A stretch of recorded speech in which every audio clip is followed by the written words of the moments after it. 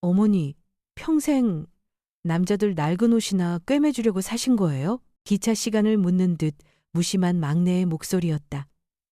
나머지 세 아이는 고개를 숙인 채 누구 하나 반박하지 않았다. 순간 온몸이 굳었고 바늘을 쥔 손가락이 떨렸다. 빗나간 바늘 끝이 살갗에 선명한 붉은 생채기를 남겼다. 아버지가 떠났으면 어머니도 버릴 줄 아셔야죠. 이따위 낡아빠진 양장점은 그만 붙잡으시고요. 둘째 딸의 목소리는 얼음장처럼 차가웠다. 아이는 턱짓으로 낡은 재봉틀을 가리켰다. 나는 깊이 숨을 들이쉬며 애써 차분한 목소리를 냈다. 그래. 너희들이 그렇게 생각한다면 오늘부터 밥이든 옷이든 각자 알아서 해라. 공기는 얼어붙었다. 재봉틀 소리만 맴돌던 부엌에 칼날 같은 침묵이 흘렀다. 천장의 누런 등이 내 이마의 주름과 반평생을 꿰매온 실밥 자국들을 고스란히 비추고 있었. 나는 가위를 탁자 위에 내려놓았다. 철컥하는 소리가 마치 선고처럼 메마르게 울렸다. 오늘부터 더는 누구를 위해 이 집을 지키려 무릎 꿇지 않겠다. 아마 여러분 중 99%는 이 말을 듣고 한숨을 쉬며 좋아요나 구독을 누르지 않고 그냥 지나칠 거예요. 1초라도 걸리더라도 지금 몇 시이고 어디서 듣고 계신가요? 어르신들, 그리고 제 남편처럼 인생의 반을 훌쩍 넘기신 남자분들께 제 이름은 이순자. 올해 76입니다. 혹 부산에서, 인천에서, 혹은 저 멀리 제주에서 이 이야기를 듣고 계신 분이 있다면 댓글 한 줄 남겨주세요. 이 나이가 되니 모르는 이의 인사 한마디도 추운 날 뜨끈한 국밥 한 그릇처럼 마음이 따뜻해질 것 같습니다.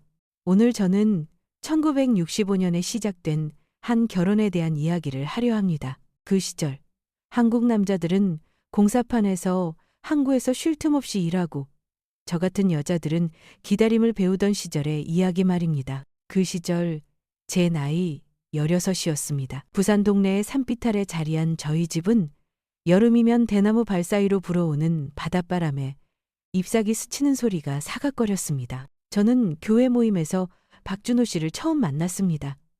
그는 키가 크고 어깨에는 기름때가 묻어 있었으며 손은 흙덩이처럼 거칠었습니다. 어른들은 말씀하셨죠. 딸 가진 집에서는 사람만 괜찮으면 일찍 시집 보내야 마음이 놓인다고들 했지요. 그땐 서로 묻고 따지는 것도 많지 않았습니다. 양가 부모님이 몇 번 만나고 목사님이 몇 마디 당부하시고 그렇게 6달 뒤 저는 주님 앞에서 면사포를 썼습니다. 화려한 조명도 악단도 없었습니다. 낡은 풍금 소리와 저를 바라보는 준호 씨의 눈빛뿐이었습니다. 내가 먹여 살릴게. 한 번 뱉으면 꼭 지키는 사내의 약속처럼 그의 눈빛은 단단했습니다. 우리는 구포시장에 있는 남편의 고모님 댁 뒷방에 신접살림을 차렸습니다. 문을 열면 코를 찌르는 등유 냄새와 값싼 빨래비누 냄새가 섞여 풍겨왔습니다. 부엌이라곤 석유곤로 하나, 찌그러진 양은 냄비. 그리고 냄비가 기울지 않게 괴는 마른 나무 조각이 전부였습니다. 저는 작은 창문에 제가 직접 수놓은 레이스 천을 걸었습니다. 그러자 비로소 집이 아늑한 보금자리가 된 것 같았습니다. 아침이면 불을 지펴 멀건 된장국에 들풀 몇 줄기를 넣고 끓였고 깨소금을 솔솔 뿌렸습니다. 낮에는 쇠줄에 빨래를 널었고 시멘트 바닥 위로 물방울이 뚝뚝 떨어졌습니다. 밤이면 준호 씨가 낡은 나무 상자로 만들어준 선반 위에 괴종시계를 올려두었습니다. 째깍째깍 소리가 꼭 이 집의 심장 소리처럼 들렸습니다. 남편은 부산, 인천, 서울, 대구를 오가는 장거리 트럭 운전사였습니다. 사흘이 걸리는 길이 있었고 나흘이 걸리는 길도 있었으며 길게는 일주일을 꼬박 밖에서 보냈습니다. 그는 늘 동이채 트기도 전에 깃이 다른 짙은 남색 외투를 걸치고 차가운 물에 대충 세수를 한 뒤 제가 데워놓은 찬밥을 신 김치와 함께 먹었습니다. 청가방을 들고 대문을 나서기 전 그는 돌아서서 제 어깨를 툭 치며 말했습니다. 그 세대의 남자들이 그러했듯 말보다 행동이 앞서는 짧은 끄덕임 같은 한마디였습니다. 저는 그 뜻을 이해했습니다. 그 시절 남편의 부재는 우리 여자들이 바느질처럼 배워야 하는 일과 같은 것이었지 괴롭다고 투정 부릴 일이 아니었습니다. 저는 베개를 깁고 옷을 빨고 달아빠진 고무신의 못을 다시 박으며 그를 기다렸습니다.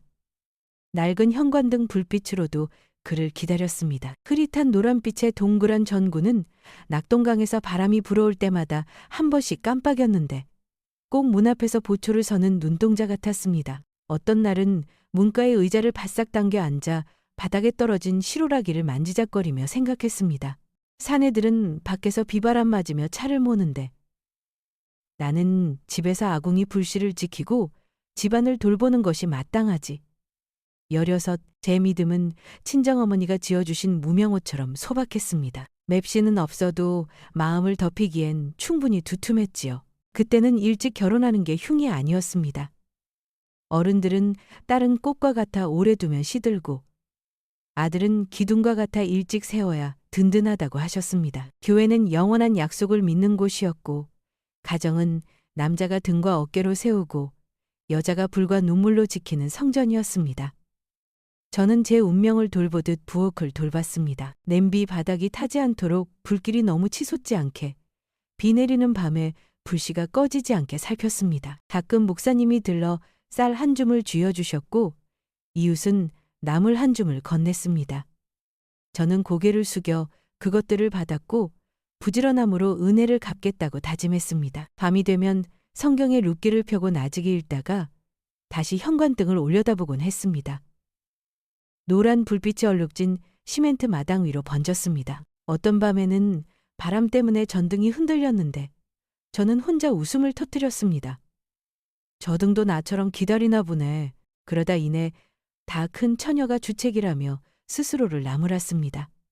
가 시집온 색시가 밤낮을 무던히 보내기 위해 그런 이야기 하나쯤 못 지어내겠습니까? 초여름 장마가 시작될 무렵 시어머니께서 시골에서 올라오셨습니다.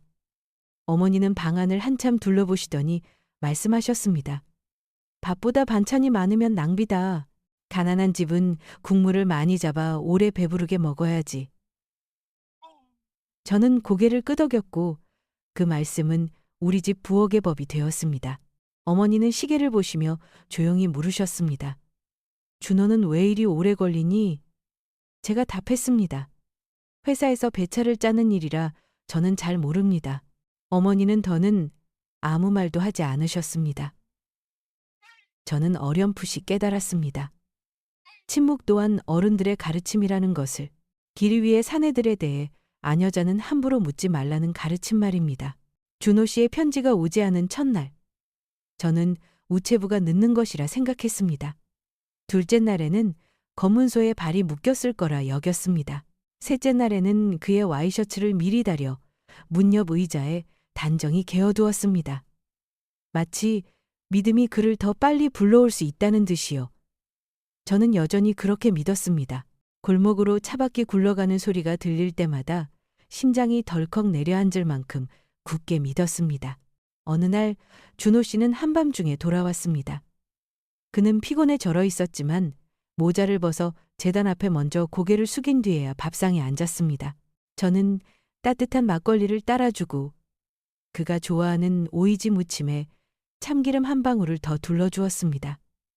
그는 길 위에서 있었던 두어 가지 이야기를 들려주었습니다. 동료가 고갯길에서 미끄러졌던 일, 화물검수가 까다로웠던 일, 새로 지은 잠실대교에서 길이 막혔던 일. 그는 말이 많지 않았지만 목소리는 단단했고 눈빛은 고닫습니다. 저는 그 이야기를 들으며 마음이 놓였습니다. 사내의 말은 짧아도 못과 같아서 한번 밝히면 단단했으니까요. 저는 남편의 달력에 맞춰 세마는 법을 배우기 시작했습니다. 떠나는 날, 돌아오는 날, 그리고 시댁 식구들에게 돈을 붙이는 날, 그가 정성껏 봉투를 준비해 장롱 위에 올려놓을 때마다 저는 부엌에서 분주한 척 돌아섰습니다. 스스로에게 말했습니다. 시댁 일은 남편이 알아서 할 일이다. 넘치지 않도록 적당한 불을 유지하기만 하면 되는 일이었습니다. 다음 달 우리는 부산 버스터미널 근처의 단칸방으로 이사했습니다. 아침이면 아내들이 싸준 도시락과 손수건을 든 야구 모자를 쓴 남자들이 줄지어 나서는 것이 보였습니다. 그들은 거대한 강물처럼 검고 조용하게 흘러갔습니다. 저는 작은 창문가에 서서 시외버스 경적 소리, 생선 파는 안악의 목소리, 바람에 땡그랑거리는 빨랫줄 소리를 들었습니다. 그 시절 도시의 모든 것은 끈기 있었습니다. 사내들도, 현관등도, 바퀴들도, 그리고 냄비 속 국물까지도 어느 밤 천둥이 쳤습니다. 현관등이 지친 눈처럼 깜빡였습니다. 저는 돗자리에 앉아 준호 씨의 셔츠 깃을 꿰매고 있었습니다. 바늘땀은 고르고 곧았습니다. 문득 이런 생각이 들었습니다. 만약 바늘 한 땀이 엇나가면 옷에 흉이 남겠지. 결혼도 그런 것이리라. 한 땀의 바느질이 어긋나면 평생의 옷이 뒤틀리는 것. 저는 고개를 저으며 스스로를 꾸짖었습니다. 쓸데없는 생각. 그리고는 기도했습니다. 이 손이 엇나가지 않기를. 오늘 밤 저 현관등이 꺼지지 않기를. 이야기의 첫 장은 여기서 닫으려 합니다. 하지만 어르신들, 아무리 튼튼한 차라도 오래 달리면 휴게소에 들러야 하는 법입니다. 그리고 결혼 생활이란 아궁이의 불씨가 너무 순하기만 하면 스며드는 어둠을 미처 발견하지 못할 때도 있는 법이지요. 그렇게 꼬박꼬박 붙여지던 돈 봉투들 뒤로 한 이름이 나타나게 될 겁니다. 미정이라는 이름. 훗날에야 저는 알게 되었습니다. 그 이름이 제 인생의 시를 처음으로 엇나가게 한 첫 바늘땀이었다는 사실을 말입니다. 16세 이른 나이에 서둘러 올린 결혼식 후 저는 고모님 댁 뒷방에서 신혼생활을 시작했습니다. 세월이 흘러 그 작은 방은 더 이상 두 사람만의 공간이 아니었습니다.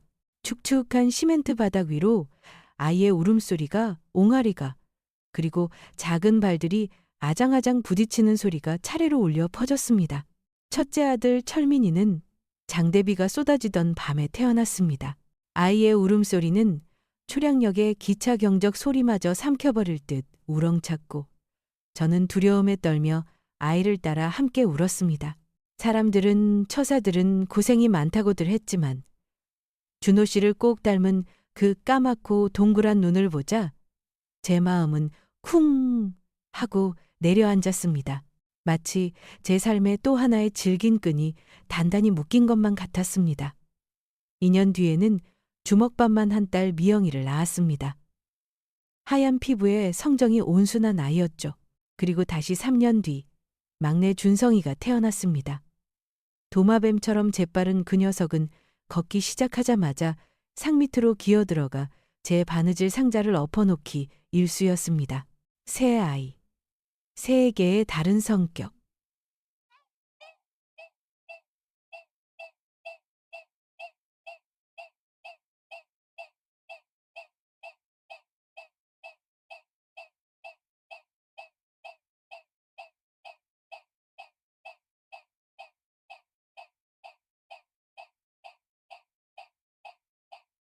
새 아이를 키우는 삶은 허리띠를 졸라매는 나날의 연속이었습니다.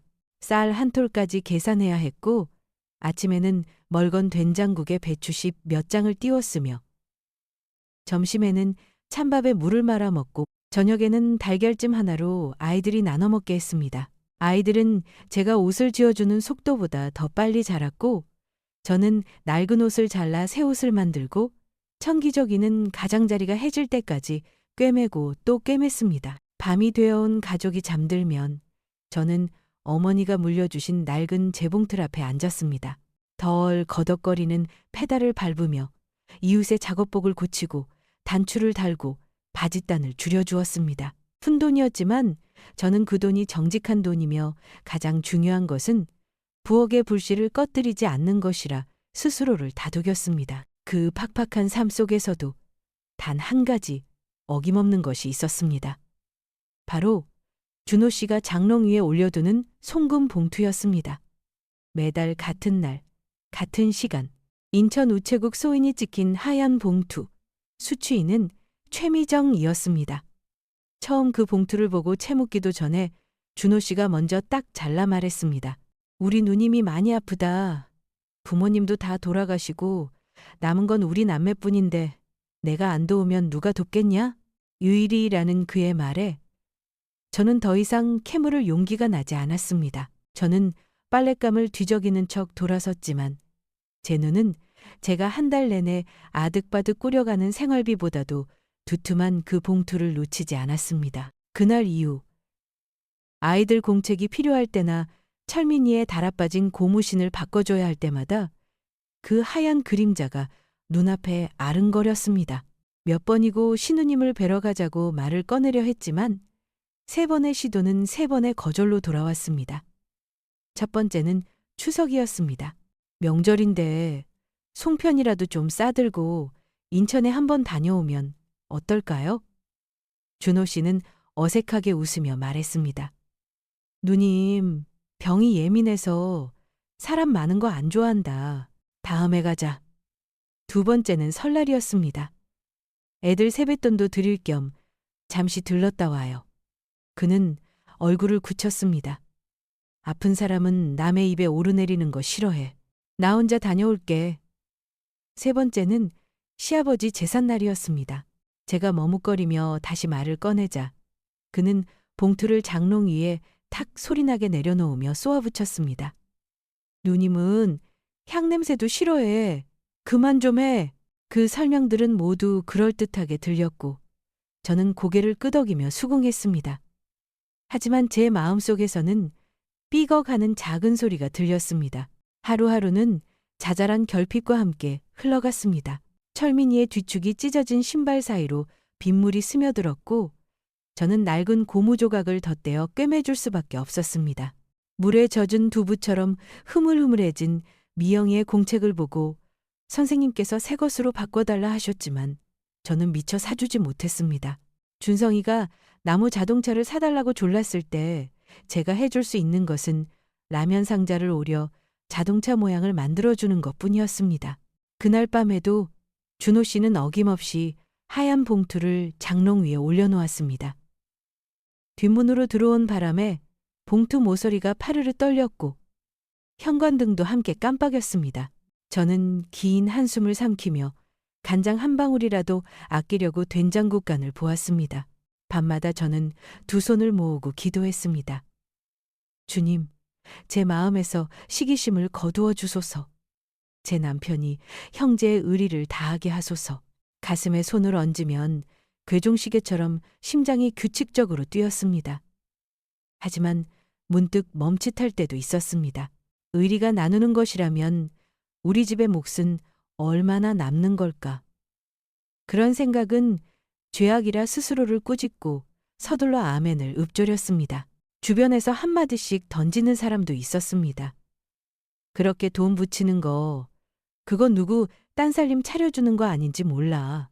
저는 고개를 빳빳이 들고 저 자신도 놀랄 만큼 단호한 목소리로 대꾸했습니다. 아픈 우리 신우님입니다. 누구라니요? 남자들이 묻지 말라는 침묵의 벽을 세울 때 여자들은 때로 그들을 보호하기 위해 또 다른 벽을 세운다는 것을 그때 알았습니다. 그 벽의 이름은 자존심이었습니다. 1970년대 한국 가정에서 아내가 남편의 돈 문제, 특히 피부치에 관한 일에 목소리를 내기란 얼마나 어려운 일인지도 저는 잘 알고 있었습니다. 그래서 저는 침묵을 배웠습니다. 그 일은 준호 씨의 몫이라고 여기면서요. 그렇게 한 달이 또 다른 달로 이어졌습니다.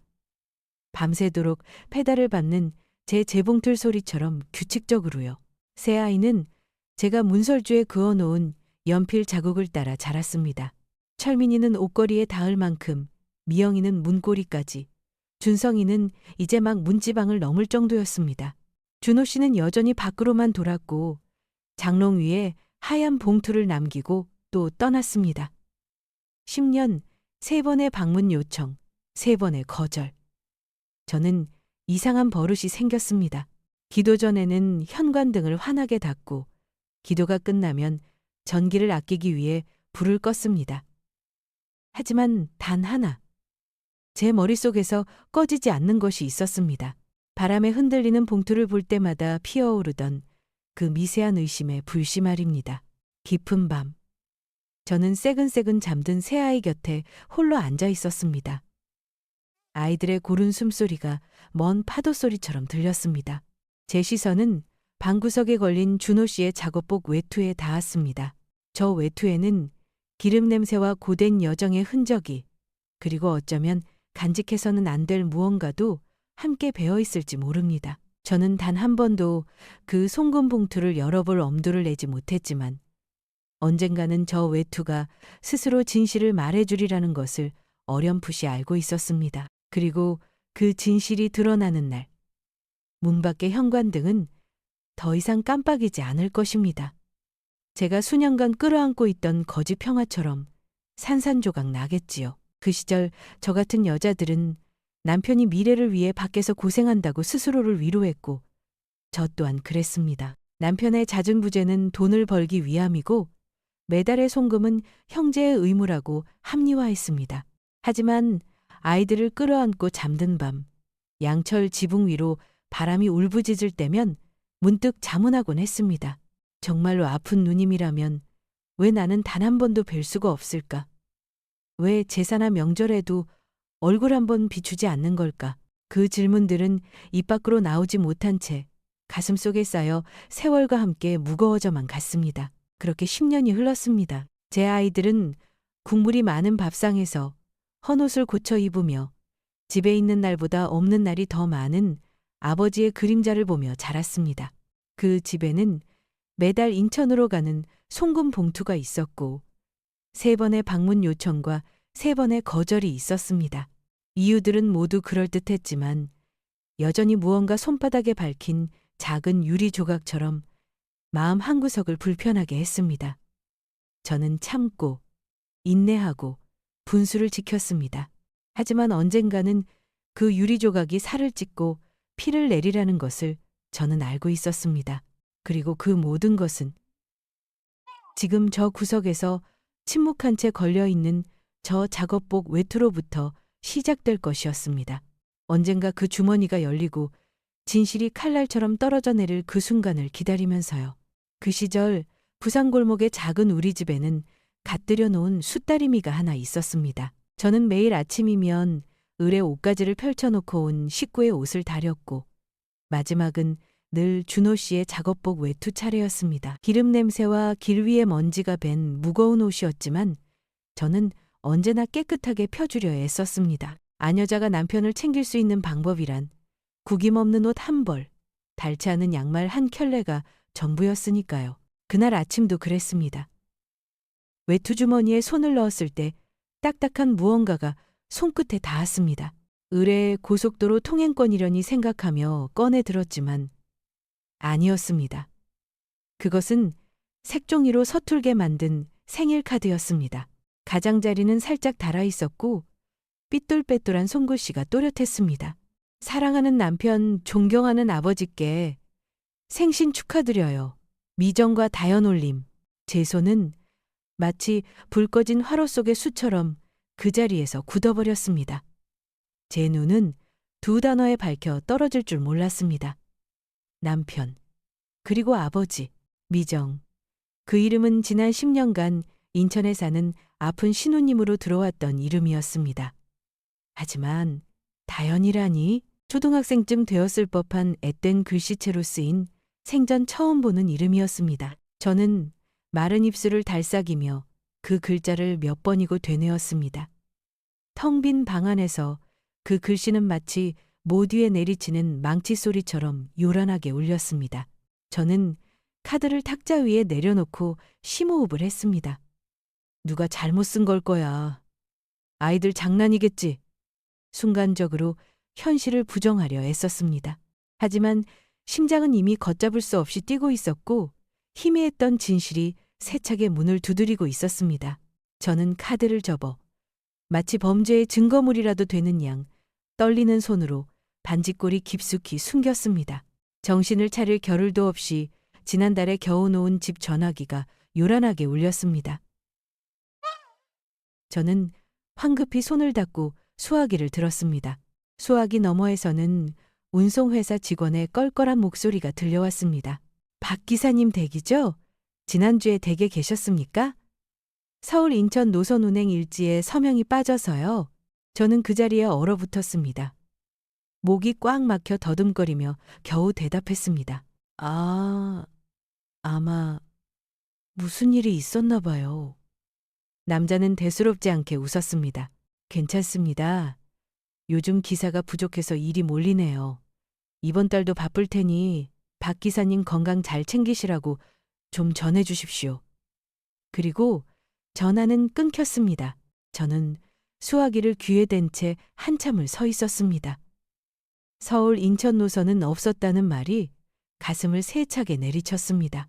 지난 수년간 준호 씨는 집을 비울 때마다 말했습니다. 서울, 인천, 대구 노선을 뛰어야 해. 하지만 회사에서는 그 노선이 없다고 했습니다. 그렇다면 그는 어디에 갔던 걸까요? 누구와 함께? 그날 밤 준호 씨가 깊이 잠들었을 때 저는 그가 늘 잠가두던 서랍 앞에 앉았습니다. 열쇠는 녹슨 목걸이들 틈에 아무렇게나 걸려 있었습니다. 제가 열쇠를 돌리자 차가운 철컥 소리가 났습니다. 서랍 안에는 제가 학비를 붙이러 다니던 은행의 것이 아닌 낯선 통장 하나가 들어 있었습니다. 펼쳐진 통장에는 한 줄 한 줄 선명하게 인쇄되어 있었습니다. 보내는 사람 박준호, 받는 사람 최미정, 주소는 인천의 어느 골목. 금액은 제가 어깨너머로 봤던 그 봉투 속 액수의 2배, 3배는 좋게 되어 보였습니다. 온몸에 소름이 돋았습니다. 그 주소는 더 이상 막연한 개념이 아니었습니다. 지난 10년간 제 가족의 피와 땀이 흘러들어간 구체적인 장소였습니다. 저는 떨리는 손으로 주소가 적힌 작은 메모지를 꺼내 벽에 걸린 결혼사진 액자 뒤에 숨겼습니다. 사진 속에 저는 16, 맑은 눈에 검고 풍성한 머리를 하고 있었습니다. 그 옆에서 준호 씨는 커다란 손을 제 어깨에 얹고 환하게 웃고 있었습니다. 누가 보아도 행복해 보이는 사진이었습니다. 이제 저는 그 행복의 증거 뒤에 배신의 증거를 감추고 있었습니다. 그날 밤 저는 한숨도 자지 못했습니다. 거실 괴종시계의 초침 소리가 또렷하게 들렸습니다. 예전에는 자장가처럼 들렸던 그 소리가 이제는 운명의 초입기처럼 들렸습니다. 어둠 속에서 가슴에 손을 얹자 심장이 빠르게 뛰었지만 더 이상 절망적인 떨림은 아니었습니다. 제 안에 무언가가 변하고 있었습니다. 묵묵히 인내하던 아내에서 진실을 요구하는 한 여자로 불을 끄기 전 저는 매일 밤과는 전혀 다른 기도를 나직이 읊조렸습니다. 주님, 만약 이것이 죄악이라면 그것을 밝힐 빛을 제게 주소서. 저는 더 이상 눈먼 채로 살아갈 수 없습니다. 그리고 규칙적인 시계 소리 속에서 저는 스스로에게 약속했습니다. 인천에 갈 것이라고. 내일 무슨 수를 써서라도 다연이라는 이름을 숨기고 있는 그 문을 내 눈으로 직접 확인해야만 한다고. 밤새 한숨도 자지 못했다. 남편 아버지, 미정과 다연올림이라는 글씨가 적힌 카드는 반지꼬리 안에 숨겼음에도 머릿속에서 내내 선명하게 타오르는 듯했다. 이른 새벽 나는 얇은 외투를 걸치고 주소 쪽지를 주머니에 찔러 넣은 뒤 버스 정류장으로 향했다. 부산에서 인천까지는 반나절 가까이 걸리는 길이었다.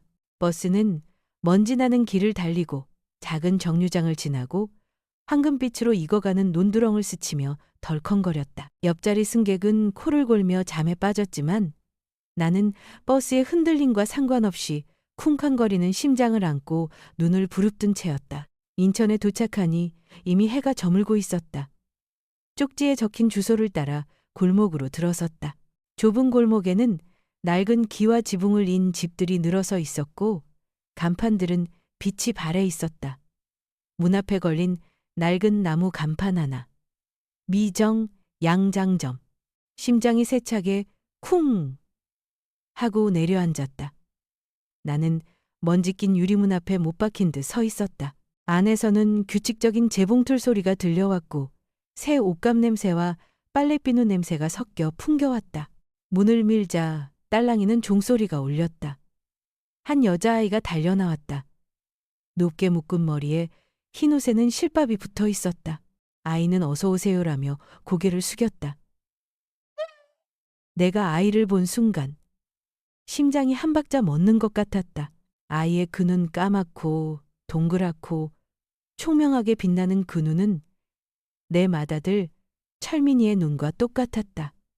한치의 오차도 없이 그 아이의 눈을 들여다보는 순간 나는 내 아들의 어린 시절을 다시 마주하는 듯한 착각에 빠졌다. 나는 그 자리에 얼어붙어 아무 말도 하지 못했다.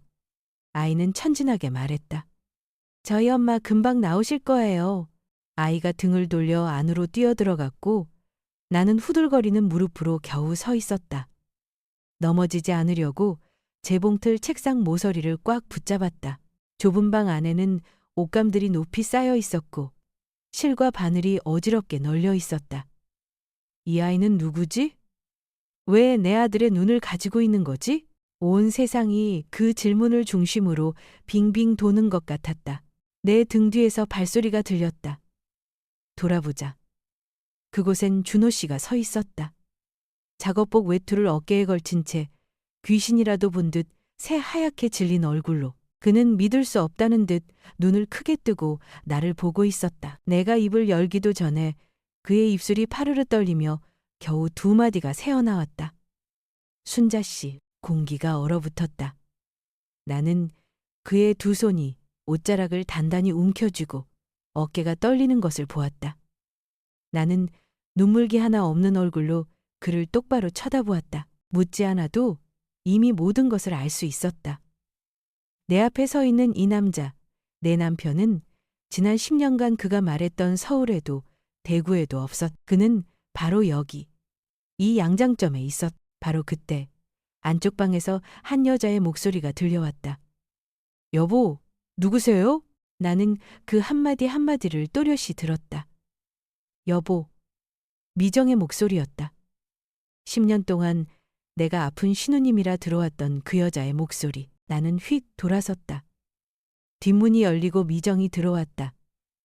그녀는 재단용 분필 자국이 남은 만들다만 옷을 입고 있었고 손에는 가위를 들고 있었다. 그녀의 눈빛은 처음에는 놀라움으로 이내 산산이 부서졌다. 그녀는 더듬거리며 말했다. 형, 님. 아무도 더 이상 말을 잇지 못했다. 오직 재봉틀만이 멈추지 않고 덜거덕거리며 정적을 칼날처럼 저미고 있었다. 아이 다현이가 어리둥절한 얼굴로 달려나왔다. 엄마, 아빠, 무슨 일이야? 아이는 엄마를 부르고 아빠를 부르고 그리고는 나를 보았다. 철민이와 똑 닮은 그 눈이 내 얼굴에 와서 밝혔다. 나는 천천히 주머니를 열어 그 카드를 꺼냈다. 그리고 재봉틀 위, 아직 재단 중인 푸른 옷감 옆에 그것을 올려놓았다. 형광등 불빛 아래 종이가 하얗게 빛났다. 떨리지만 선명한 글씨였다. 사랑하는 남편, 존경하는 아버지께 미정과 다현 올림. 아무도 그 카드에 감히 손대지 못했다. 준호 씨는 마른 침을 삼키며 도망칠 곳이라도 찾는 듯 주위를 두리번거렸다. 미정은 고개를 푹 숙였고 눈물이 얼룩진 타일 바닥으로 뚝뚝 떨어졌다. 다현이는 카드를 보았다가 고개를 들어 순진하게 물었다. 엄마, 저 아주머니가 왜 우리 집 카드를 가지고 있어? 목이 꽉 메어왔지만 이상하게도 눈물은 나지 않았다. 나는 차가운 눈으로 준호 씨를, 미정을, 그리고 죄 없는 아이를 차례로 훑어보았다. 지난 10년의 모든 조각들, 송금 봉투, 3번의 거절, 아프다는 핑계, 회사 기록에는 없던 인천 출장. 그 모든 것이 하나의 그림으로 맞춰졌다. 그리고 그 그림은 지금 내 눈앞, 이 작은 양장점에서 무너져 내리고 있었다. 우리 중 누구도 입을 열지 않았지만 진실은 이미 명백하게 드러나 있었다. 형광등이 지직거리는 소리를 냈고 미정의 손에서 가위가 쨍소리를 내며 책상 위로 떨어졌다. 나는 숨을 깊게 들이마시고 떨리는 몸을 지탱하기 위해 책상 모서리를 더욱 꽉 잡았다. 머릿속에는 단 하나의 생각뿐이었다. 이제 모든 것이 달라졌다고. 거리에서 버스 경적 소리가 멀리 울렸다. 나는 몸을 돌려 문 밖으로 나섰다. 등 뒤로 미정의 흐느낌과 나를 부르는 준호 씨의 희미한 목소리가 들렸지만 나는 멈추지 않았다. 타일 바닥을 내딛는 내 발걸음 하나하나가 결혼이라는 이름에 관해 못을 박는 소리처럼 느껴졌다. 양장점 문이 등 뒤에서 닫히며 종소리가 딸랑 하고 진실을 봉인했다. 그 작은 방 안에서 거대한 폭풍이 터져버렸다. 그리고 나는 알았다. 그 폭풍이 이제 부산에 있는 내 가족 전부를 삼켜버리리라는 것을. 양장점 안의 공기는 얼어붙은 듯 무거웠다. 생일 카드는 방을 둘러 가르는 칼날처럼 책상 한가운데에 버젓이 놓여 있었다. 형광등의 차가운 불빛이 진열장 유리에 반사되어 산산이 부서진 얼굴들을 남김없이 비추고 있었다. 침묵을 깬 것은 다현이었다. 아이는 떨리는 목소리로 물었다. 아빠, 진짜예요? 아빠가 제 아빠예요? 그 질문은 지난 10년간 쌓아 올린 거짓의 성벽을 단숨에 꿰뚫는 화살과도 같았다. 준호 씨는 입을 벌린 채 무언가 말하려 했지만 아무 소리도 내지 못했다. 마침내 그는 경찰 앞에 선 죄인처럼 작게 고개를 끄덕였다. 그래, 아빠가 네 아빠다. 다현이의 눈에서 눈물이 터져 나왔다.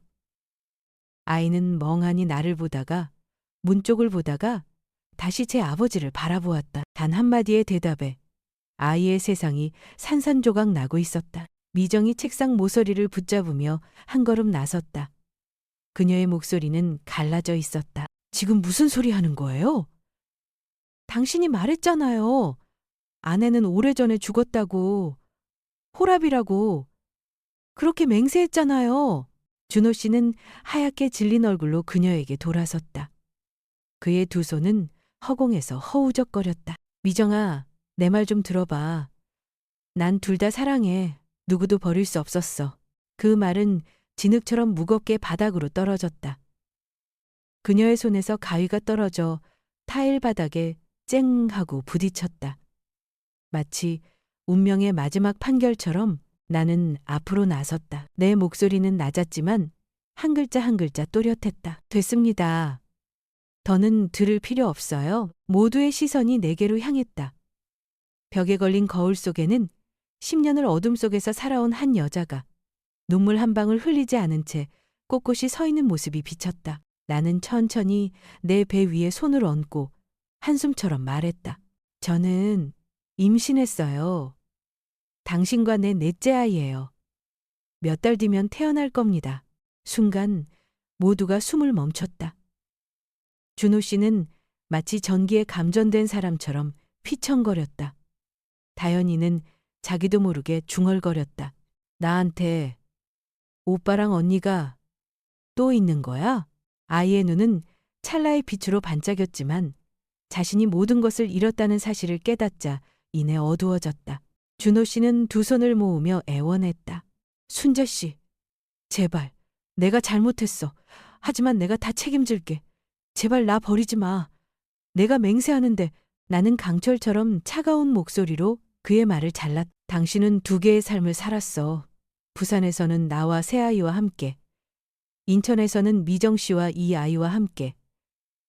형광등 불빛 아래 준호 씨의 그림자는 마치 부서진 그의 인격처럼 바닥 위에서 조각나 있었다. 미정은 얼굴을 감싸쥔 채 울었고 다현이는 누구를 가족이라 불러야 할지 모른 채 옷자락만 꼭 쥐고 서 있었다. 나는 숨을 깊게 들이마시고 준호 씨를 똑바로 쳐다보며 망치처럼 한마디 한마디를 내리꽂았다.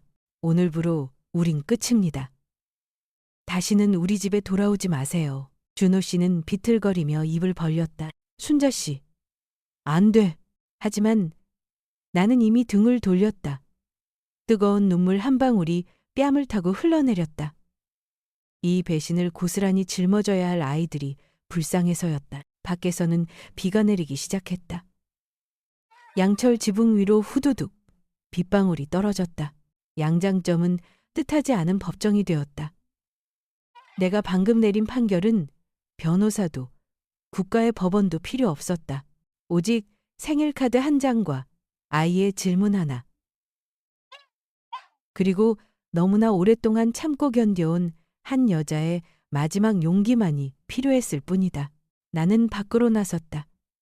등 뒤에는 한 남자가 무너져 내리고 한 여자가 목 놓아 울고 한 아이가 망연히 서 있는 폐허가 된 공간이 남았다.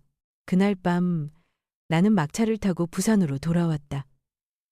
주머니 속에서 땀에 젖어 너덜너덜해진 인천 주소 쪽지를 영원히 아물지 않을 상처처럼 꽉 쥐었다. 하지만 동시에 나는 알고 있었다. 지난 10년간 나를 올가매던 질긴 끈을 내 손으로 끊어냈다는 것을. 내일부터 그는 모든 곳에서 사라질 것이다. 인천 양장점에서 그날 이후 준호 씨는 종적을 감췄다. 편지 한 통, 연락 한 번 없었다. 오직 그가 입던 작업복 외투만이 벽에 걸려 지울 수 없는 얼룩처럼 지독한 기름 냄새를 풍기고 있었다. 며칠 뒤 운송회사에서 전화가 걸려왔다. 수화기 너머로 들려오는 직원의 무미건조한 목소리에 나는 그 자리에 얼어붙었다. 박 기사님 댁이죠? 나는 이유를 묻지 않았다. 한때 우리 집의 기둥이었던 그 남자가 이제 막 자라나는 아이들과 아내, 그리고 자신의 일까지 모든 것을 등지고 공식적으로 손을 놓았다는 것을 나는 조용히 깨달았을 뿐이다. 거울 속에는 만삭의 몸으로 잠 못 이루어 푸석해진 얼굴과 헝클어진 머리를 한 여자가 서 있었다. 뱃속의 아이가 작게 꿈틀거렸다. 이웃들의 수군거림이 시작되었다. 그 남자 도망갔대. 인천에 다른 여자가 있다더라. 등 뒤를 찌르는 바늘 같은 말들이었지만 나는 입술을 굳게 다물고 아무 대꾸도 하지 않았다. 그저 아무것도 듣지 못한 사람처럼 고개를 들고 대문을 나설 뿐이었다. 그 시절 가난은 돌덩이처럼 무겁게 우리를 짓눌렀다. 모아둔 돈은 얼마 남지 않았고 새 아이와 뱃속의 아이를 굶길 수는 없었다. 나는 흰 천을 꺼내 서툰 글씨로 몇 자 적었다. 옷 수선 및 제작, 한복 양장. 그렇게 만든 간판을 방문 앞에 내걸었다. 처음에는 동네 사람들이 찢어진 옷이나 길이를 줄여야 할 바지를 들고 찾아왔다. 덜거덕거리는 페달 소리와 함께 바늘이 천을 찌르고 올라오는 그 매 순간이 마치 내 심장을 꿰매는 것만 같았다.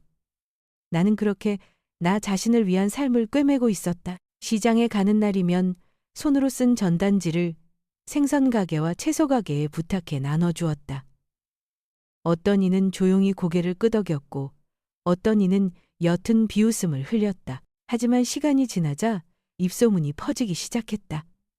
박씨 아주머니 손맛이 좋아. 꼼꼼하게 잘 꿰매. 일은 꾸준히 들어왔다. 큰 돈은 아니었지만 아이들이 굶지 않을 정도는 되었다. 밤이 되면 비좁은 방 안에서 나는 깊은 밤까지 재봉틀을 돌렸다. 깜빡이는 등잔불 아래 내 그림자가 벽 위에서 희미하게 흔들렸다.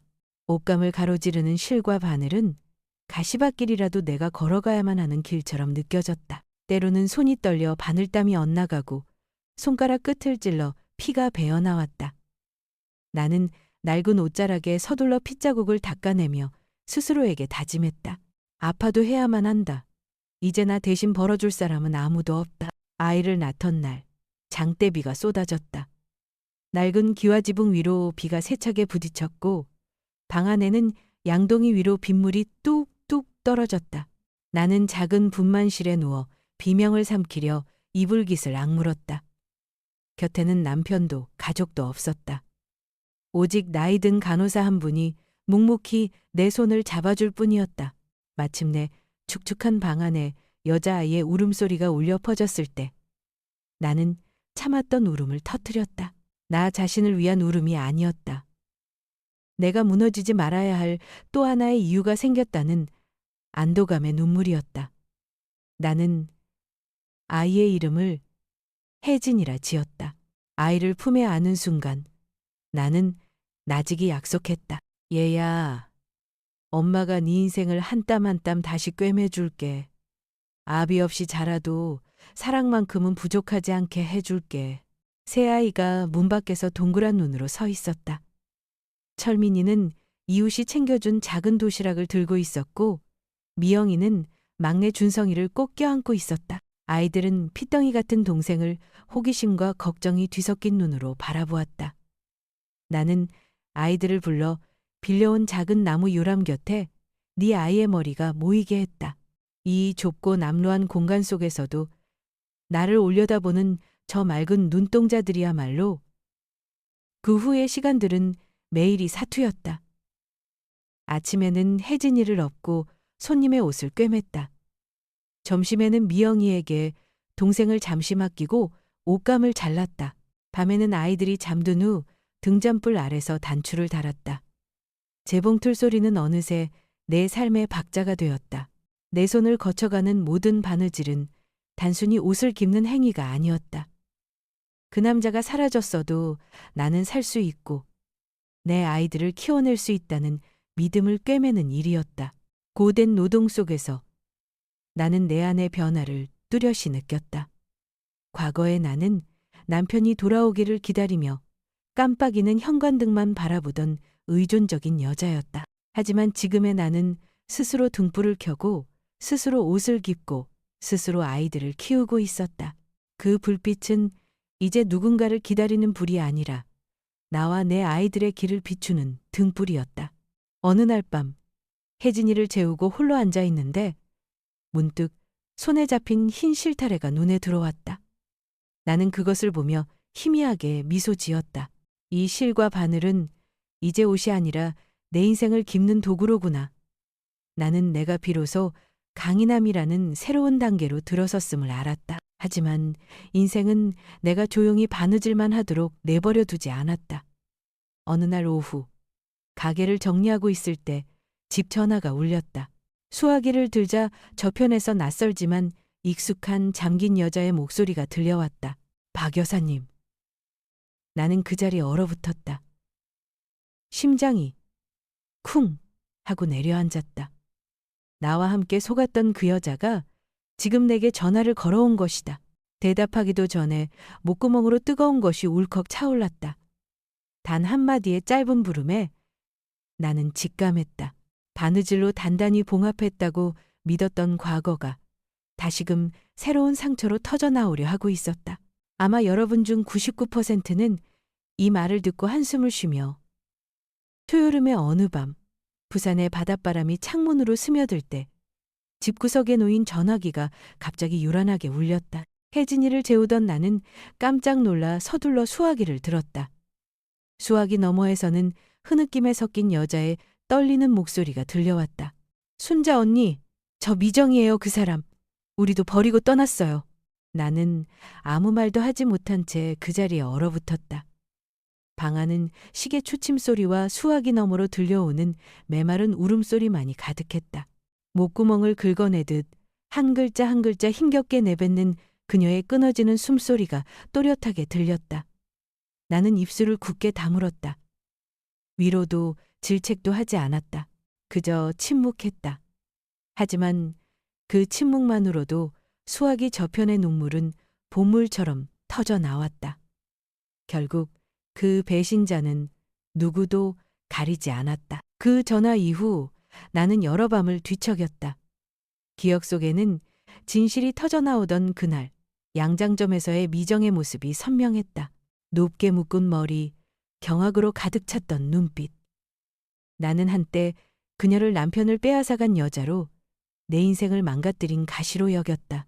하지만 전화기 너머로 들려오던 그 메마른 흐느낌을 듣는 순간 나는 깨달았다. 우리 둘은 같은 남자의 피해자였다는 것을. 몇 달 뒤 나는 혜진이를 안고 미영이의 손을 잡고 인천행 버스에 올랐다. 길은 여전히 멀고 덜컹거렸지만 내 마음은 지난번처럼 더 이상 떨리지 않았다. 늦은 오후에 그곳에 도착했다. 한때 환한 불빛으로 가득했던 양장점은 어둠에 잠겨 있었고 빛바랜 간판만이 바람에 위태롭게 흔들리고 있었다. 문을 밀자 희미한 종소리가 딸랑 하고 울렸다. 안으로 들어서자 가슴이 아려오는 광경이 펼쳐졌다. 미정은 재봉틀 앞에 깡마른 모습으로 앉아 있었다. 눈두덩은 퀭하게 꺼져 있었고 문 열리는 소리에 놀라 작게 어깨를 떨었다. 다현이는 구석에 무릎을 끌어안고 웅크리고 있었다. 처음 봤을 때의 그 총명하고 천진하던 눈빛은 온데간데 없었다. 나는 아이를 아는 채 그들을 바라보았다. 미정은 지친 눈으로 나를 올려다보더니 이내 다시 고개를 숙였다. 서로를 증오할 힘도 자존심을 세울 여력도 남아있지 않았다. 우리는 오랫동안 침묵 속에서 서로를 바라보았다. 내 품에 안겨있던 혜진이가 칭얼거리며 응애하고 울음을 터뜨렸고 그 울음소리가 두 여자 사이의 거리를 깨뜨렸다. 다현이가 고개를 들어 조용히 아기를 바라보다가 다시 무릎을 더 세게 끌어안았다. 마침내 미정이 모든 자존심을 내려놓은 사람처럼 쉰 목소리로 입을 열었다. 같이 가게라도 다시 열어요. 두 여자에 아이가 넷이에요. 이러다가는 다 굶어 죽어요. 그 말을 듣는 순간 심장이 저며왔다. 수년간 증오 속에서 살았지만 눈앞에 남은 것은 오직 먹고 사는 문제뿐이었다. 용서 때문이 아니었다. 아이들 때문이었다. 어떤 방법으로든 이 새로운 삶을 이어가야만 했기 때문이었다. 다음 날 우리는 양장점을 다시 치우기 시작했다. 재봉틀에는 먼지가 쌓여 있었고 옷감들에서는 눅눅한 냄새가 났다. 나는 소매를 걷어붙이고 구석구석을 닦고 간판을 다시 내걸었다. 미정은 맞은편에 앉아 페달을 밟았고 덜거덕거리는 소리가 울려 퍼졌다. 나는 옆에 놓인 재봉틀에 손을 얹고 바늘이 옷감을 꿰뚫는 소리를 들으며 조용히 그 박자를 따라갔다. 두 대의 재봉틀이 나란히 놓였다. 한때는 적이었던 두 여자가 나란히 앉았다. 우리는 말이 많지 않았다. 가끔 지친 눈빛을 주고받았지만 그것만으로도 충분히 알 수 있었다. 이제부터 이 길은 함께 가야만 한다는 것을 처음에는 손님이 뜸했지만 우리는 끈질기게 버텼다. 나는 낡은 한복을 수선했고 미정은 양장을 재단했다. 다현이는 실밥을 잘랐고 미영이는 혜진이를 돌보았다. 저녁이면 네 아이가 멀건 국 한 그릇을 앞에 두고 감자 조각 하나에 까르르 웃음을 터뜨렸다. 그 소박한 풍경 속에서 나는 희미한 빛 한 줄기를 보았다. 그럼에도 내 마음속 상처는 여전히 아물지 않았다. 나는 미정을 쉽게 용서하지 못했고 그녀 또한 마찬가지라는 것을 알았다. 하지만 재봉틀 앞에 나란히 앉아 덜거덕거리는 소리를 들을 때면 우리는 깨달았다. 증오는 아이들을 먹여 살릴 수 없다는 것을, 오직 밥과 옷만이 아이들을 키울 수 있다는 것을. 어느 날 저녁, 손님이 모두 돌아간 후 나는 손을 멈추고 미정을 바라보았다. 그 눈빛은 더 이상 날카롭지 않고 차분하게 가라앉아 있었다. 우리 둘 다 속은 거였어요. 그녀는 대답 대신 고개를 숙이고 떨리는 손으로 바느질을 계속했다. 나는 이 평화가 잠시뿐이라는 것을 알았다. 준호 씨처럼 흔적도 없이 사라진 남자는 언젠가 반드시 또 다른 상처를 남기고 갈 것이었다. 하지만 적어도 그 순간만큼은 증오의 강 양쪽에 서 있던 두 여자가 나란히 앉아 자신과 아이들을 위한 생존의 시를 잇고 있었다. 밖에서는 인천 성당의 종소리가 밤하늘에 길게 울려 퍼졌다. 재봉틀 바늘이 옷감을 파고드는 그 소리가 어떤 폭풍이 몰아쳐도 더는 흔들리지 않겠다는 나의 소리 없는 맹세처럼 들렸다. 인천시장의 아침은 싱싱한 고등어 사세요, 연한 미나리요 하는 낭랑한 외침으로 시작되었다. 활기 넘치는 공기 속에는 비릿한 생선 냄새와 고소한 빵 굽는 냄새, 그리고 매캐한 자동차 연기가 뒤섞여 있었다. 그 인파 속에서 우리의 작은 양장점은 이른 새벽부터 불을 밝혔다. 낡은 두 대의 재봉틀은 쉼없이 덜거덕거렸고 벽에는 붉은 실, 흰 실이 커다란 타래로 감겨 걸려 있었다. 처음에는 동네 아주머니들이 주된 손님이었다. 하지만 정성 들여 지은 옷은 매무새가 깔끔했고 바느질은 튼튼했다. 이내 좋은 소문이 퍼져나갔다.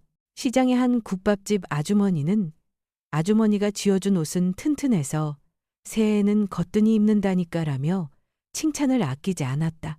그렇게 한 사람의 입에서 다른 사람의 입으로 전해지며 양장점은 손님들로 붐비기 시작했다. 나와 미정은 교대로 옷감을 자르고 재봉틀을 밟아야 했고 깊은 밤이 되어서야 겨우 일을 마칠 수 있었다. 어떤 날은 낡은 재봉틀에서 연기가 피어오르며 탄내가 진동하기도 했다. 나는 황급히 페달을 멈추고 젖은 수건으로 기계를 닦으며 거친 숨을 몰아쉬었다. 저녁밥을 기다리는 아이들의 얼굴을 보며 낡은 기계에만 의지할 수는 없다는 것을 깨달았다. 한 푼, 두 푼, 악착같이 모아 마침내 동인시장에서 새 재봉틀 한 대를 살 돈을 마련했다. 새 기계를 들여놓던 날, 아이들은 마치 새 식구가 생긴 것처럼 환호성을 질렀다. 이전보다 2배는 빠른 속도로 부드럽게 돌아가는 재봉틀 소리에 나 또한 새로운 힘이 솟는 듯했다. 작은 방 안에서 아이들도 저마다 제 몫을 해내며 자라났다. 철민이는 학교에서 돌아오면 소매를 걷고 물을 길어오고 장작을 팼다. 미영이는 밥을 짓고 혜진이를 돌보았다. 준성이는 재봉틀 옆에 앉아 숙제를 하면서 남는 실밥을 잘라주며 학교 이야기를 종알거렸다. 나는 바느질을 하며 그 이야기에 귀를 기울였다. 원망도 미움도 없이 오직 실과 바늘 소리 속에서 묵묵히 자라나는 아이들을 보며 마음이 한결 가벼워졌다. 어느 날 저녁 철민이가 떨리는 손으로 성적표를 내밀었다. 아이의 눈이 반짝였다. 어머니, 저 반에서 1등 했어요. 선생님께서 좋은 중학교에 갈 수 있대요. 나는 성적표를 받아들고 눈물을 글썽였다. 굳은 살이 박인 내 손이 그 숫자들을 어루만질 때 가늘게 떨려왔다. 이 작은 방 안에서 비로소 한 줄기 희망을 만진 것만 같았다. 나는 아이의 머리를 쓰다듬으며 메인 목소리로 말했다. 공부하거라. 엄마는 더 일하고 더 꿰맬 거다. 아무리 힘들어도 너희들 공부는 꼭 시킬게. 그날 밤 재봉틀 소리가 멎고 나는 잠든 아이들을 바라보며 홀로 앉아 있었다. 그리고 수년 만에 처음으로 감히 이런 생각을 했다. 어쩌면 이제 우리 삶도 평온해질 수 있지 않을까? 하지만 현실은 가난한 여자가 평온한 한숨을 오래 쉬도록 내버려 두지 않았다. 손님이 몰려 제때 옷을 내주지 못하면 독촉하는 사람들이 찾아왔다. 실값을 외상으로 가져왔다가 며칠 뒤에야 갚는 일도 있었다. 미정은 여러 번 한숨을 쉬며 말했다. 우리 한 번만 삐끗하면 손님들 다 떠날 거예요. 나는 고개를 끄덕였다. 시장의 경쟁이 얼마나 치열한지 잘 알고 있었다. 하지만 네 아이가 나를 바라보고 있는 한 우리는 물러설 수 없다는 것도 알았다. 그래서 나는 바늘 한 땀, 실 한 올에 온 힘을 다해 단 하나의 실수도 용납하지 않으려 애썼다. 시간이 흐르면서 나는 새 많은 법에 익숙해졌다. 밥값, 학비, 빚 갚을 돈을 따로 나누어 꼼꼼히 장부를 적었다. 더 이상 남편이 가져다주는 봉투를 기다리며 돈을 세던 과거의 내가 아니었. 이제 나는 내 손으로 직접 돈을 만지고 무엇이 있고 무엇이 부족한지 똑똑히 알게 되었다. 그 스스로 결정하는 감각은 고단했지만 한편으론 자랑스러웠다. 기댈 곳 없는 여자는 스스로 바로 서는 법을 배운다는 것을 깨달았다. 미정도 조금씩 웃음을 되찾았다. 그녀는 다연이를 살뜰히 챙겼고 아이가 공부할 때면 머리를 쓰다듬어주고 작은 바느질을 가르쳤다. 가끔 나는 그녀가 문 밖을 바라보는 눈빛에서 아직 아물지 않은 상처를 보았다.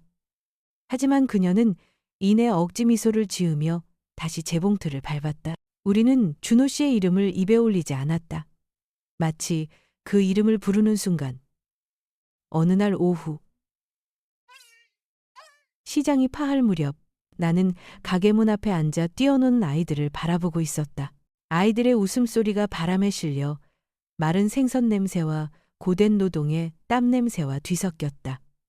마음이 따뜻해지며 이만하면 됐다고 스스로를 다독였다. 하지만 그 생각이 스치는 순간 불안감 하나가 스며들었다. 과거는 결코 사라지지 않았다는 불안감. 한 번은 단골 손님이 옷감을 맡기며 무심코 한마디를 던졌다. 박씨 아주머니, 지난번에 시장에서 어떤 남자가 아주머니를 찾던데. 나는 깜짝 놀라 손에 든 바늘을 멈췄다. 더는 묻지 않고 억지 미소를 지었지만 마음속에서는 준호라는 두 글자가 종소리처럼 울려 퍼졌다. 그날 밤 나는 등잔불 아래 조용히 앉아 붉은 실타래를 만지작거렸다. 나는 우리가 겨우 작은 평화를 일구어냈다는 것을 알았다. 하지만 이 평화는 잠시뿐일 터였다. 과거의 어두운 그림자가 언젠가는 다시 문을 두드리리라는 것을. 나쁜 소식은 무더운 어느 날 오후에 찾아왔다. 인천시장이 파할 무렵 남은 옷감을 정리하고 있는데 국밥집 아주머니가 다가와 귓가에 속삭였다. 박씨, 라디오 들었어? 박준호라는 운전기사가 서울에서 사기대출 혐의로 잡혔다네. 빚더미 앉아 몇 년을 도망다녔다고. 내 두 손은 책상 모서리에서 그대로 멈췄다. 손가락 사이로 가위가 미끄러져 쨍소리를 내며 바닥에 떨어졌다. 미정은 고개를 들었고 얼굴이 하얗게 질렸다. 누구도 더는 말을 잇지 못했다. 파장 후에 비릿한 생선 냄새가 목구멍에 무엇인가 곰팡이라도 핀 것처럼 역하게 느껴졌다. 그날 밤 재봉틀 소리는 일찍 멎었다. 아이들은 잠들었고 문틈으로 새어드는 바람소리만이 귓가에 맴돌았다. 나는 등잔불 아래 홀로 앉아 붉은 실타래에 손을 얹었다. 10년 전 나는 이미 그 남자를 내 마음속에 한 번 묻었다.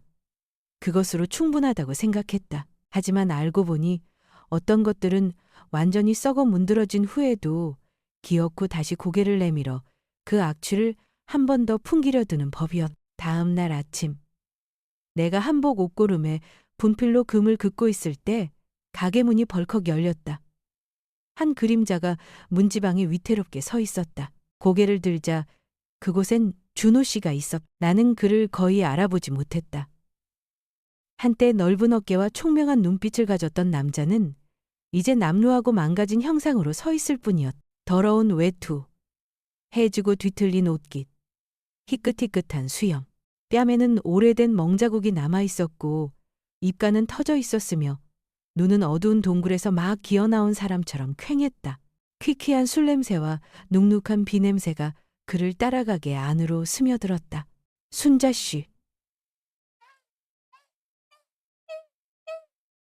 그의 목소리는 심하게 갈라져 있었다.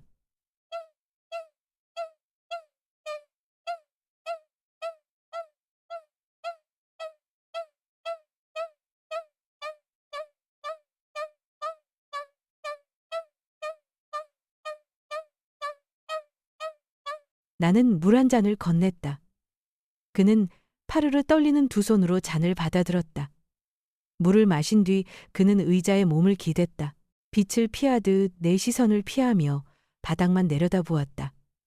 인사 한마디, 아이들에 대한 질문 한마디조차 없었다. 옆 재봉틀에 서 있던 미정은 옷감 가장자리를 단단히 움켜쥐었다. 그녀는 아무 말도 하지 않았다. 학교에서 돌아오던 다현이가 문을 들어서다 바람이라도 맞은 듯 그 자리에 멈춰섰다. 아이는 익숙하면서도 낯선 목소리로 작게 불렀다. 아빠. 준호 씨는 눈을 감았다. 메마른 뺨 위로 맑은 눈물 한 방울이 흘러내렸다.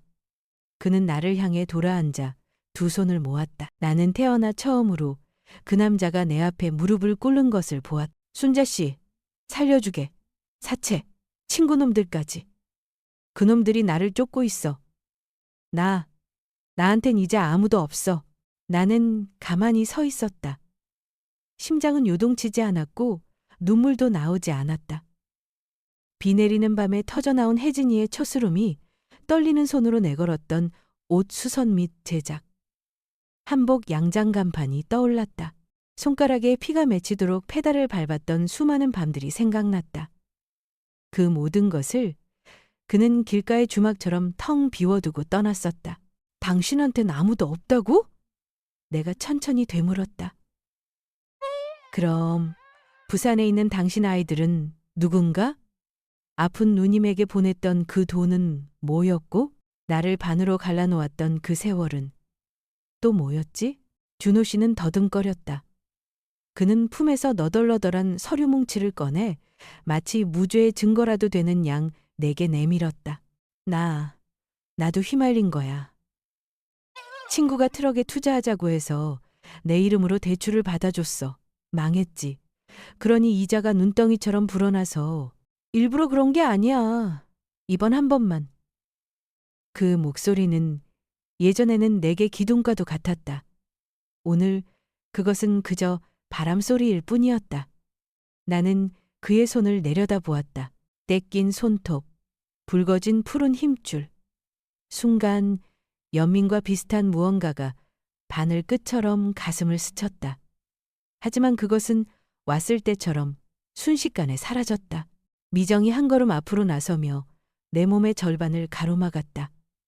처음으로 그녀는 망설임 없이 온전히 내 편에 섰다. 박 선생님, 그 마지막은 10년 전 인천에서 이미 하셨잖아요. 오늘은 또 무슨 마지막인가요?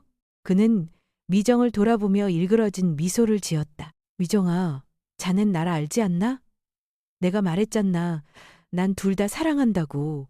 그 사랑이란 말 더럽히지 마세요. 미정은 얼음장처럼 차가운 목소리로 말을 잘랐다. 누군가를 사랑한다면 그 사람이 아이를 낳을 때, 아플 때, 아이들 공책값, 신발값이 필요할 때 곁에 있어주는 거예요. 당신은 어디에 있었죠? 준호 씨는 고개를 숙였다. 그의 등은 부러진 옷걸이처럼 휘어졌다. 나는 그가 중얼거리는 소리를 들었다. 다시 돌아가게만 해줘. 뭐든 다 할게. 나는 가위를 내려놓았다. 금속이 나무에 부딪히는 소리가 짧고 단호하게 울렸다. 앞으로 다가가 한때 내 남편이었던 남자 앞에 똑바로 섰다. 나는 한 글자 한 글자가 바닥에 떨어질 시간을 주듯 천천히 말했다. 나는 10년 전에 당신을 묻었습니다. 준호 씨는 고개를 번쩍 들었고 눈을 크게 떴다. 나는 담담하게 말을 이었다. 당신이 남편 아버지라 적힌 카드를 외투에 넣고 다닐 때, 당신이 나를 아내라 부르고 다른 여자를 아내라 부를 때, 내가 기댈 손 하나 없이 혜진이를 끌어안고 있을 때, 그때 당신은 이미 이 집에서 죽은 사람이었습니다. 오늘 그 무덤을 파헤쳐 달라고 애원하지 마세요. 가게 하는 쥐 죽은 듯 조용했다. 오직 옆자리에서 바늘이 옷감을 꿰뚫는 소리만이 장송곡의 북소리처럼 규칙적으로 울릴 뿐이었다. 다현이는 가방끈을 꽉 쥔 채 입술을 깨물어 피를 내고 있었다. 아이는 나를 보았다가 제 엄마를 보았다가 바닥에 무릎 꿇은 남자를 보았다. 아이의 어린 시절은 내 아이들의 어린 시절처럼 같은 이름 하나에 멍들고 짓밟렸다. 준호 씨는 손을 짚고 비틀거리며 일어섰다. 순자 씨, 돈 조금만 있으면 돼. 빚만 갚으면 다시 시작할게. 맹세해. 당신은 맹세를 너무 많이 했어요. 나는 서랍을 열어 장부를 꺼내며 말했다. 여기엔 밥값, 학비, 실값이 적혀 있을 뿐입니다. 당신 이름이 적힌 줄은 없어요. 당신은 이 집 장부에서 지워진 지 오래입니다. 그는 뺨이라도 맞은 듯 휘청거렸다. 입술이 달싹였지만 아무 소리도 나오지 않았다. 나는 그를 마지막으로 바라보았다.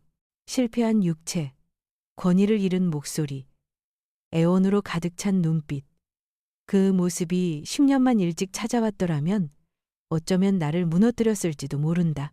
오늘 그것은 내게 또 하나의 문을 닫게 할 뿐이었다. 내 가게에서 나가세요. 내가 아주 나직이 말했다. 준호 씨는 일어서서 한 걸음, 그리고 또 한 걸음 뒤로 물러섰다. 문지방에서 그는 뒤를 돌아보았다. 애들, 얼굴이라도. 나는 고개를 저었다. 안 됩니다. 아이들은 선생 없이도 배워야 할 것을 이미 배웠습니다. 어미를 무릎 꿇게 만들지 말아야 한다는 것을요. 어서 가세요. 문이 열리고 바람이 불어와 책상 위에 실밥 몇 개를 흩날렸다.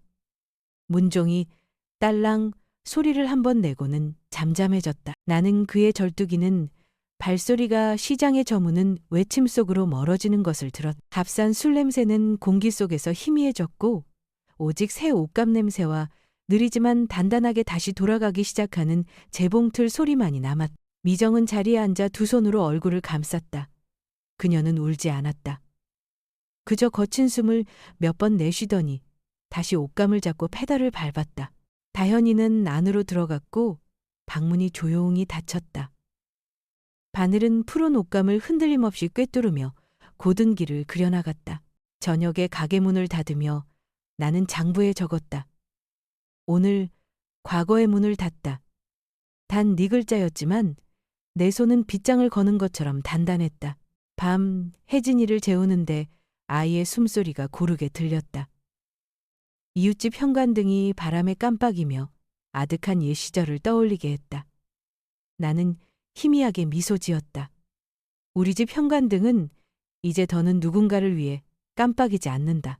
이제부터는 내가 켤 때만 켜질 것이다. 곁에는 새로 산 공책이 놓여 있었다. 몇 월 며칠, 내 이름은 이순자. 나는 이제부터 나의 이야기를 하려 한다. 더하지도 빼지도 않고, 더는 누군가에게 내 이야기를 맡기지 않고, 더는 누군가의 외투 뒤에 진실을 숨기지 않고. 나는 펜을 내려놓았다. 밖에서는 인천의 야시장이 불을 밝히고 있었다. 이 안에서는 두 여자가 각자의 재봉틀 앞에 마주 앉아 있었다. 그들의 바늘은 더 이상 공황 상태에 빠지지 않는 두 개의 심장 박동처럼 규칙적으로 움직였다. 어둠은 다시 찾아올지도 모른다. 하지만 이번에는 결코 우리를 삼키지 못할 것이다. 나는 이제 알기 때문이다. 어떤 남자들은 내 인생의 장부에서 반드시 지워버려야만 비로소 내 인생이 바로 설 수 있다는 것을, 그리고 아직 해야 할 일이 하나 남아 있었다. 바로 나 자신의 이야기를 다시 쓰는 것. 그리하여 저 밖에 있는 이미 어른이 된 아들들이, 지금 내 이야기를 듣고 있는 당신들이 집안 식구 누구도 무릎 꿇게 만들지 않는 사람이라는 것을 깨닫게 하기 위하여. 아마 여러분 중 99%는 이 말을 듣고 한숨을 쉬며 좋아요나 구독을 누르지 않고 그냥 지나칠 거예요. 1초라도 걸리더라도. 지금 몇 시이고 어디서 듣고 계신가요? 인천의 바느질. 어떤 아침에는 인천 성당의 종소리보다 더 일찍 잠에서 깬다. 급한 주문을 맞추기 위해서가 아니라 내 인생의 절반을 함께한 재봉틀 앞에 조용히 앉아보기 위해서다. 반들반들 닳아버린 쇠붙이 위에 손을 얹고 마치 인맥처럼 새겨진 극힌 자국들을 어루만지다 손바닥을 뒤집어 본다. 그곳에는 내가 스스로 가슴에 단 훈장처럼 두꺼운 굳은 살이 박여 있다.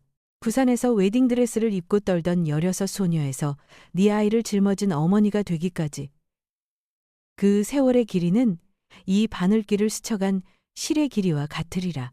이제 나의 부엌에서는 합선된 전선타는 냄새나 매캐한 기름 연기 냄새가 나지 않는다. 대신 구수한 미역국 냄새, 갓 지은 밥 냄새, 그리고 이제는 훌쩍 커버린 아이들이 예전처럼 다투며 먹는 가장자리가 살짝 탄 고구마 구이 냄새가 풍긴다. 한때 이 부엌은 전쟁터나 다름없었다. 네 개의 입에 맞추려 국솥에 물을 더 붓고 빗소리를 덮어버리는 재봉틀 소리 속에서 나 혼자 팽이처럼 돌았다.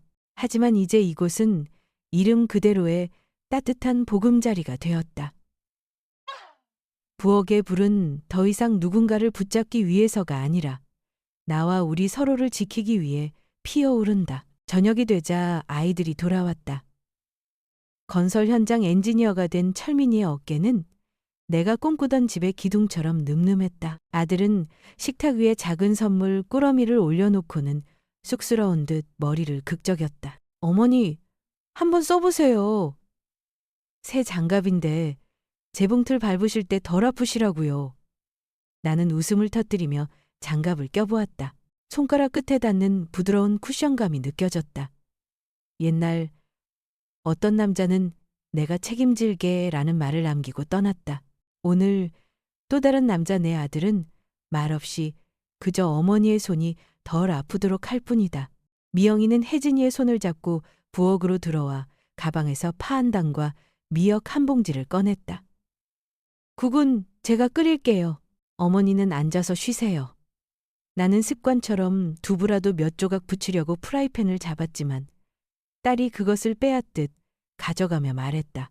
어머니, 이제부턴 저희 차례예요. 나는 의자로 물러나 앉았다. 타닥타닥 팥 써는 소리가 들리고 부엌의 온기가 동그란 전구 위로 아른거렸다. 아이를 업고 천을 재단하다. 손이 부르텄던 수많은 밤이 떠올랐다.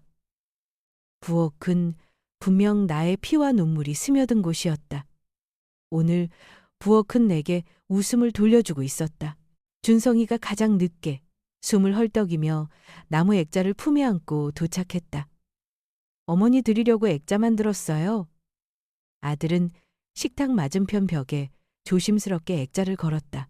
액자 안에는 가족 사진도 상장도 아니었다.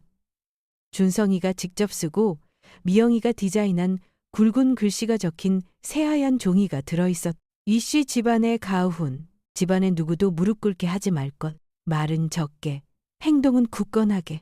쓰러진 자를 보면 일으켜 세울 것 밟고 지나가지 말 것. 돈은 깨끗한 손으로 벌 것. 부엌의 등불은 진실로 밝힐 것. 온 가족이 순간 침묵에 잠겼다. 나는 5줄의 글씨를 바라보았다. 마치 이 집의 마지막 주춧돌을 놓은 듯 마음이 묵직해졌다. 가훈은 거창하지 않았다. 그것은 내 삶의 바느질 한 땀 한 땀에서 뽑아낸 문장들이었다. 내가 자식들에게 남기고 싶었던 것은 단지 양장점이나 몇 권의 통장이 아니라 훗날 아이들이 흔들릴 때 그들의 등을 받쳐줄 수 있는 이 5줄의 문장이었음을 깨달았다. 그날 저녁 식사는 소박했다. 미역국, 고등어구이, 알맞게 익은 김치 한 접시. 하지만 식사가 끝날 무렵 혜진이가 일어나 가방에서 얇은 봉투 하나를 꺼냈다. 눈빛이 초롱초롱했다. 어머니, 저 대학 붙었어요. 아이는 합격이라는 글자가 날아갈까봐 두려운 듯 손을 떨며 말했다.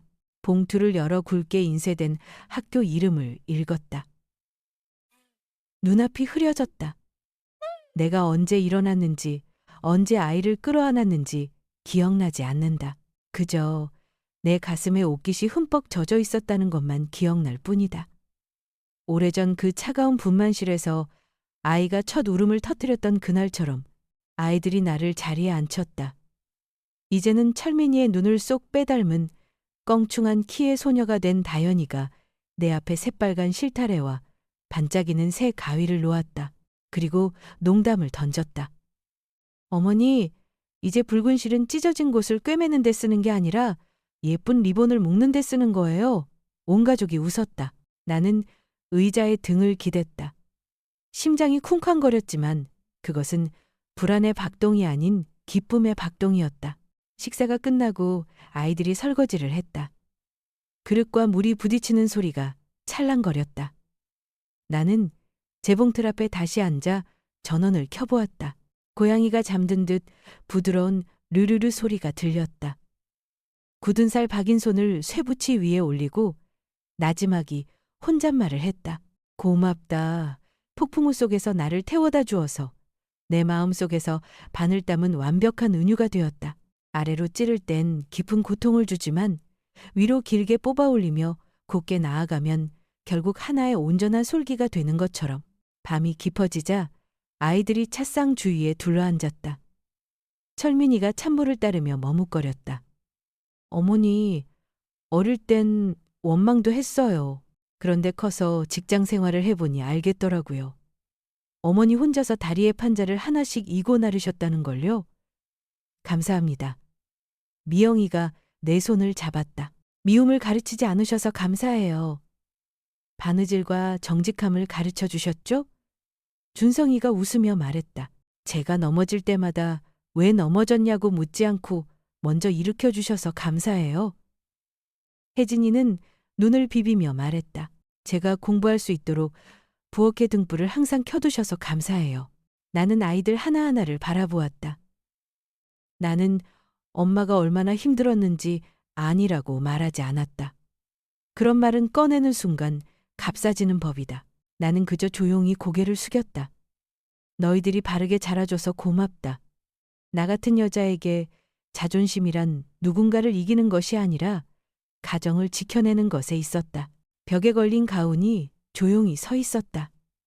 글자 하나하나가 마치 튼튼한 박음질 같았다. 균열을 메우고 어둠으로 돌아가는 길을 막아서는 박음질. 나는 아이들에게 말했다. 훗날 내가 없더라도 이 액자는 내리지 마라. 집안에 누구도 무릎 꿇게 하지 마라. 그건 엄마가 청춘을 바쳐 얻어낸 답이란다. 늦은 밤. 아이들이 각자의 방으로 흩어진 후 나는 문을 열고 현관으로 나섰다. 강바람이 짭짤하게 불어왔다. 맞은편 집 현관등이 한번 깜빡이더니 이내 가만히 빛을 밝혔다. 문득 옛집의 낡은 현관등이 떠올랐다. 16살 소녀의 기다림이 서려있던 그 눈동자. 이제 나는 등불 아래서 누구도 기다리지 않는다. 빛이 필요할 때 불을 켜고 온기가 충분할 때 불을 끈다. 불을 켜고 끄는 권리. 사소하게 들릴지 모르지만 그것은 한 여자의 인생에서 자유의 문을 여는 열쇠였다. 안으로 돌아오자 맞은편 자리에 앉은 미정이 젊은 여인의 웨딩드레스를 마지막 한 땀을 꿰매고 있었다. 그녀가 고개를 들어 미소 지었다. 슬픔이 옅어진 눈가에 평온이 깃든 미소였다. 우리는 옛 남자에 대해 이야기하지 않았다. 우리 인생의 장부에서 이미 지워진 이름이었다. 대신 우리는 차를 나누며 늘 하던 질문을 건넸다. 오늘 몇 벌이나 만들었어요? 그것만으로도 혼자가 아니라는 것을 알기엔 충분했다. 나는 재봉틀을 덮고 장부를 닫으며 짧게 한 줄을 적었다. 오늘 평온. 매일이 승리는 아니지만 평온하면 그것이 승리다. 벽을 바라보다가 가운 아래 작은 글씨 한 줄을 덧붙이고 싶어졌다.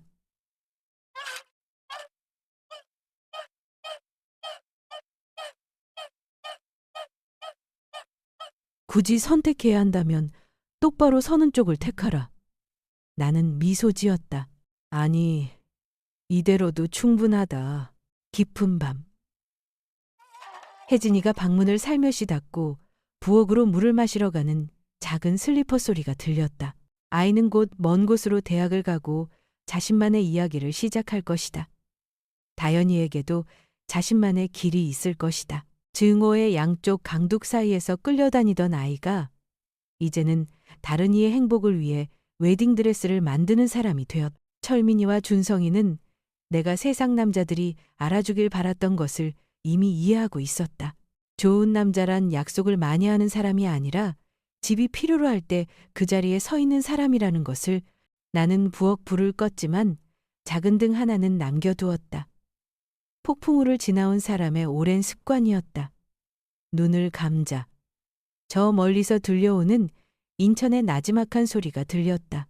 내 이야기는 이만하면 충분하다.